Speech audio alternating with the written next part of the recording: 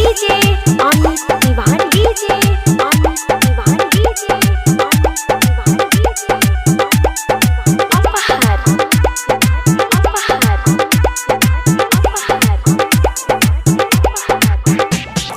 जहिया से गोरी तू अइलू हो दिलवा हो गइल दीवाना कोरा में हमके सुताल हो कोरोना ऐसे तू माना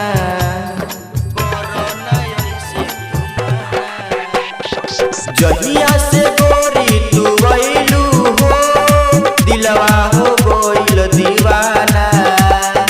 कोरा में हमके सुताल हो कोरोना ऐसे तू माना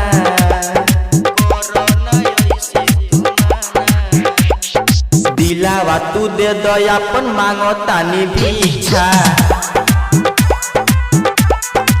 आए हाय तोहरे से प्यार हम करिले निशा आए हाय कोरा में आके बदल दो ना दिशा कोरा में आके बदल दो ना दिशा तोहरे से प्यार हम करिले निशा सुनो ना तोहरे से प्यार हम करिले निशा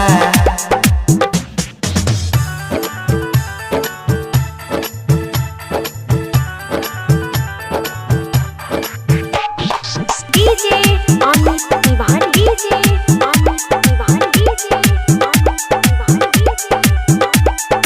अपहर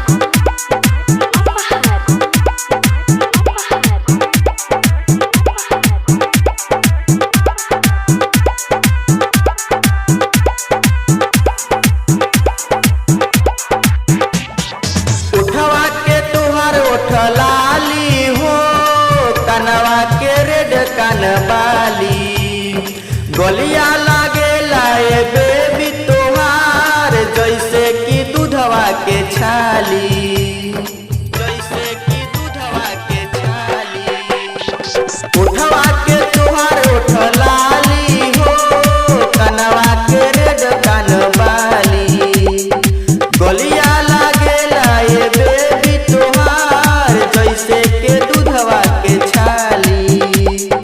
जैसे कि दूधवा के छाली तैरू दिन से सुनल तू लभ वाला खिस्सा